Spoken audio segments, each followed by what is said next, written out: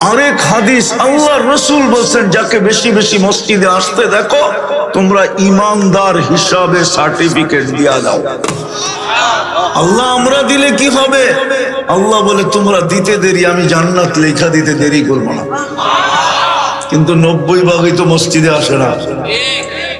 পঞ্চম দেখাইতেছি, আমার ফতোয়া না, কিন্তু আলী রাদিয়াল্লাহু তাআলা আনহুর ফতোয়া, যে আমি যখন রমজানকে দেখি তো আমার মনে হয় আল্লাহ এই উম্মতকে শাস্তি দিতে চান না না না না।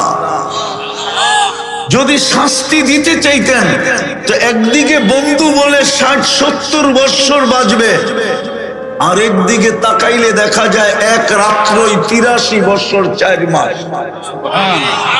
কত? 83 বৎসর লাইলাতুল কদর, ঠিক না? আচ্ছা, আপনি 70 বৎসর ছিলেন, 70 বৎসর ছিলেন আপনি, 70 বৎসর ছিলেন আপনি, 70 বৎসর। আল্লাহ যদি জিজ্ঞাসা করে কি করছিস, আপনি তো বলতে পারবেন আমি একটা রাত্র নিয়ে আসছি, আর কিচ্ছু নিয়ে আসি না। আল্লাহ যদি বলে এক রাত্র 70 বৎসরে, তো আপনি তো যুক্তি দাঁড় করাইতে পারবেন এক রাত্রই তো 83 বৎসর 4 মাস। আমি 70 ছিলাম, 70 থেকে 70 বাদ দেন, তারপরে তো আমি 13 বৎসর 4 মাসের পাওনা আপনার কাছে, আপনি আমার কাছে পাবেন তো পাবেন কোত্থেকে? এই যে রমজান আসতেছে, এই রমজানেও তো আমার মনে হয় না 50% বাংলাদেশি নামাজ পড়বে।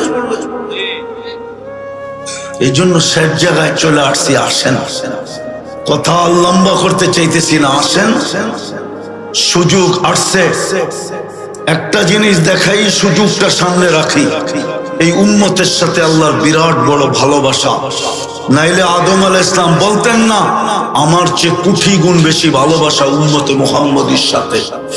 আমি একটা ভুল করছি, আমাকে 350 বৎসর কাদাইছে, তারপরে মাফ করছে। উম্মতে মুহাম্মদী সারাদিন গুনাহ করবে, রাত্রে আল্লাহ টাইকা টাইকা মাফ করে দিবে। যখন বাড়ি ফিরতে লাগবে, ওইখান থেকে যখন ফিরতে লাগবে, তো আল্লাহ একটা বাহির